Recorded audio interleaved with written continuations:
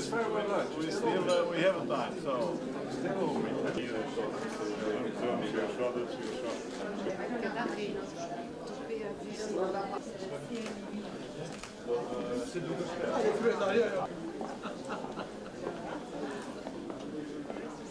Sometimes we make some holiday.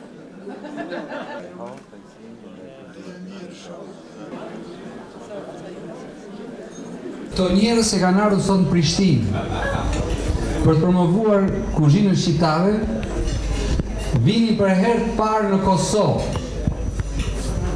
Dhe kjo është një risi që shqiptarët përbashkohen rreth asaj që është më rëndësishme, rreth ushqimit si të ushqemi më mirë.